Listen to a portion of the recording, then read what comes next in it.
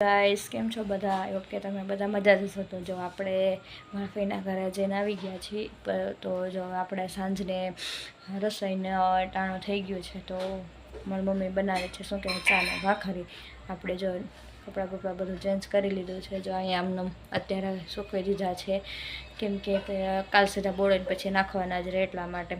તો જો ને મિલુબેન જોવે છે ફોન મારા ભાઈ ભેગી, અને અમે જો હવે મમ્મી લોટ બાંધે ભાખરીનો, એટલે પછી આપણે ચાને ભાખરી કરી લઈ અને પછી આપણે થોડી વાર બેઠીએ બહાર. અંદર તો બહુ જ ગરમી થાય છે, પાછા જેને ત્યાં એસીમાં બેઠા હતા એટલે તો વધારે ગરમી થાય છે. તો મમ્મીને આપણે ભાખરી કરાવી નાખીએ, લોટ બાંધે છે, પછી આપણે થોડી વાર બહાર બેઠીએ કામ કરીને નવરા થઈને. જુઓ ગાઈસ, આપણે શું કહેવાય, જમી લીધું છે ને આપણે વાસણ પણ ઉટકાઈ ગયા છે. હવે આપણે થોડી વાર બહાર બેઠશું. જો હજી 9:45 થયા છે, તમને ઘડિયાળમાં નહીં દેખાય ચોખ્ખું. અને લાઇટ વહી ગઈ હતી, પણ લાઇટ હજી આવી છે, પણ ડીમ આવી છે, એટલે ફોનમાં ચાર્જિંગ પણ નથી. બહુ ઓલું થાય, જો ઘડીક લેમ્પ ફાસ્ટ થાય છે, ઘડીક ધીમો થાય છે. તો જો બધા બહાર બેઠા છે, તો મેં કીધું આપણે વાસણ ઉટકાવવા થયા, મેં હવે આપણે તે થોડી વાર બહાર બેઠીએ અને પછી આપણે સૂઈ જઈશું. હજી તો 9:45 થયા છે, આપણે જે 11:30 ઠેઠ સૂઈ છીએ. તો મેં જો આવીને પાણીનો ગ્લાસ ભર્યો અને બસ હવે આપણે બહાર બેઠશું. મિલુભાઈને બહાર બેઠા છે મારા મમ્મી ભેગા, એને કચરા પોતાને એવું બધું કર્યું ને મેં ઝટઝટ વાસણ ઉટકી નાખ્યા. મેં જો કદાચ લાઇટ વહી જશે ને તો મેં કીધું વાસણ પડ્યા રહેશે, એટલે પહેલાં આપણે ઝટઝટ વાસણ ઉટકી નાખ્યા. પછી આપણે મેં કીધું બહાર બેઠીએ. મમ્મી કે પછી ઉટકી નાખજે, પણ નાના અત્યારે હરવાર ઉટકાઈ જાય. વળી લાઇટ જાય તો પછી રાતે મોડું થાય તો મજા ન આવે. એના કરતાં મેં કીધું અત્યારે ઉટકી જ નાખીએ. હે ગાઈઝ, ગુડ મોર્નિંગ, જય શ્રી કૃષ્ણ બધાને. કેમ છો બધા? ઓકે, તમે બધા મજા દશો. તો સ્વાગત છે તમારું મારા નવા બ્લોગમાં. તો જો આપણે બધું કામ કમ્પ્લીટ થઈ ગયું છે. આપણે થોડી વાર બેઠા છીએ, શું કહેવાય, થોડી વાર આરામ કરી, કેમ કે હમણાં જે કામ કરીને નવરા થયા હતા એટલે. તો હજી તો 11:15 થયા છે. આપણે આજે ખાલી વઘારેલા ભાત જ બનાવવા છે, કેમ કે મારા મમ્મીને મારા હાથના વઘારેલા ભાત બહુ જ ભાવે એટલા માટે. તો મેં કીધું હમણાં આપણે એને કરતાં તો કાંઈ વાર ન લાગે, એમને ભાવે પછી મારા ભાઈઓને નથી ભાવતા, એટલે એમની માટે તો બટેકાનું શાક રોટલીને એવું બધું સવારે થઈ ગયું છે. પણ આપણે વઘારેલા ભાતને એવું ખાવાનું છે, એટલે હમણાં પછી થોડી વાર રહીને વઘારી નાખીએ. તો જો કપડાં બપડાને બધું ધોવાઈ ગયું છે, અને મમ્મીએ તે કચરા પોતાને એવું બધું કરી નાખ્યું છે, અને વાસણ પણ ઉટકાઈ ગયા છે.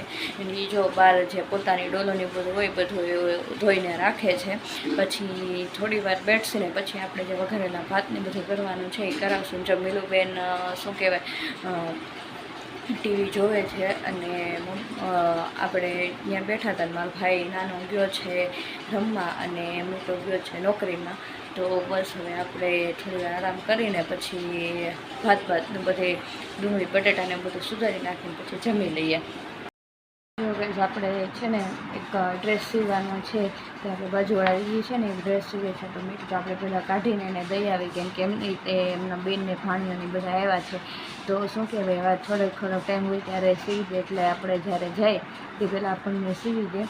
જો મેં ગુલાબીની છે આ ઠેલામાંથી કાઢી લઈ અને થોડોક ઠેલો હરખો કરવાનો છે મને, એટલે જ આ ઠેલા શું કહેવાય, ઓલામાં કપડાં આપણે અંદર બહાર કરતા હોય એટલે એ ઠેલામાં વધુ અસ્તવ્યસ્ત થઈ ગયું છે. તો મેં વિબાને ઠેલો હરખો થઈ જાય ને આપણે ડ્રેસ પણ દઈ 2-3 આપણે કેટલા શનિવારને એવા છે, પણ તોય તે હજી દીધો નથી. શનિ 4-5 દી જેવું છું, પણ હજી આપણે દીધો નથી.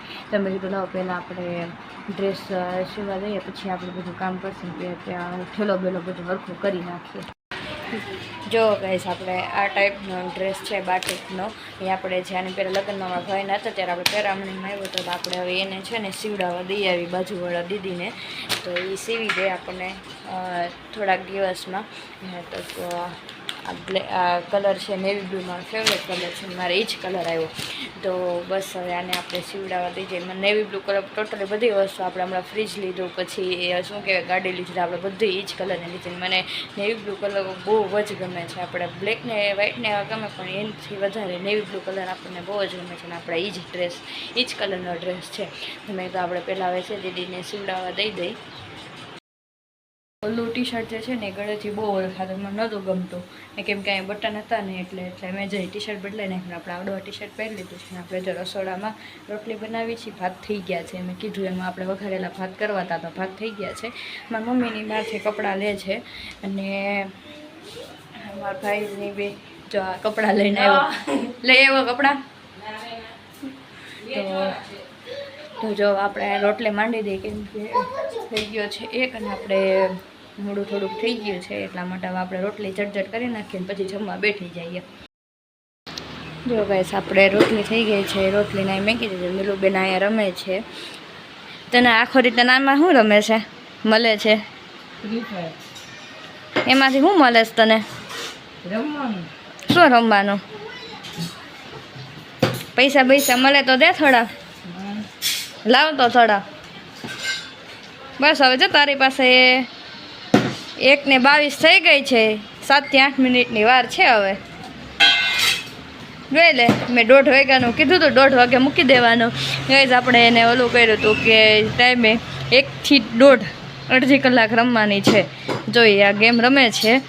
ડિલેટ મારી દઉં જો તો મારી દઉં ને જો મને જો ધમકાય છે ધમકાવા પડે તને આખો દી ફોન માર્યો જેમને લીધે ગેમ હારી ગયા. જો લેફ્ટ ગેમ હારી ગયા. હા હારી જ જાઓ, મજા આવી ગઈ. બસ હવે તો 7 મિનિટ છે બસ. તો હારી જ જાક જીતી જાય તોય હું તાર પાસે લઈ લઈશ. કામિલું મીહો મામા પાસે ફોન લઈ લેવો ને. મામાને કે ફોન મૂકી દો કે બહુ ન જોવાય કે હવે જમજમ કરવાની છે કે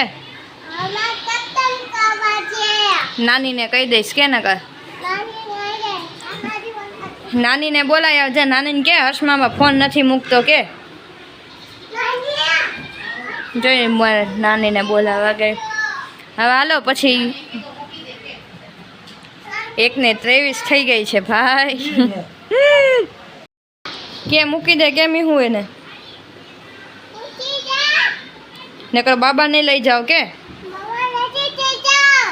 મૂકી દે કે જો નાની આવ્યા. નાનીને કે હર્ષમામાં મૂકતા નથી કે નાની તો તરત દોડવા પડે પાછા હર્ષો.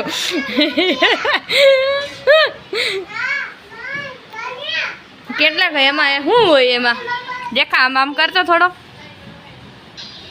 હે આમાં શું હોય એટલે બધું જો ખુશી મળે તમને એમાંથી. ગેમ એટલે ડિલેટ જ મારી દેવી છે જોતું. પછી હર્ષ જયભાઈને કહીશ એમાં છે ને પ્લે સ્ટોરમાં લોક નાખી દે. તું ડાઉનલોડ કેમ કરીશ પછી જોતું. જો ગાઈસ આપણે જમવા બેઠી ગયા છીએ. આજે જમવામાં છે બટેકાનું શાક, રોટલી અને વઘારેલા ભાત. તો હાલો બધાએ જમવા માટે હું મારી મમ્મીને બધાએ જમવા બેઠી જશે. તો મિલુબેન છે ચમચી લઈને બેસી ગયા છે અને બસ હવે આપણે જો સવારે મારો ભાઈ ગયો હોય એટલે એની માટે બટાકાનું શાક ને એવું કરી નાખ્યું એટલે એને વધારે કરી નાખ્યું. પછી મારા ભાઈને એને ઓછું ભાવે વઘારેલા ભાત ને એવું થોડાક ખાસે ચાખશે પૂરતા, પણ બાકી એને આમ આપણને ભાવે એમ એટલું બધું એને નથી ભાવતા એટલે એને માટે બટાકાનું શાક ને રોટલી અને આપણી માટે વઘારેલા ભાત. કોઈ વઘારેલા ભાતને એવું ખાય નહીં એટલે મારી મમ્મી હું આવું ત્યારે કહે એટલે અમે બેને મજા આવે ભાત વઘારેલા ખાવાની. તો જો હવે અમે જમવા બેઠી જઈએ. ચાલો બધા જમવા માટે. નવરા થઈ ગયા છીએ તો મેં બધું હાથને બધા જો નીચે આમનામાં સુઈ જાય કે પાથેડા વગરના તો જ તે મજા ઉનાળા નગર પછી ગરમી ને એવું થાય એટલે આપણે આમનામ જ ત્યાં સુઈ જાય છે. તો જોવું હવે આપણે થોડી વાર આરામ કરશું. આજ તો જોઈ કોઈના ઘરે જાય કે ન જાય વિચાર કરશું પછી. તો બસ આની સાથે એટલું જ તે અહીંયા મારા બ્લોગનો એન્ડ કરું છું. તો કેવો લાગ્યો મારો બ્લોગ મને કોમેન્ટમાં કહેવાનું ભૂલતા નહીં. મારી ચેનલને લાઇક શેર સબસ્ક્રાઈબ કરવાનું ભૂલતા નહીં. તો મળીએ નવા બ્લોગ સાથે કાલે.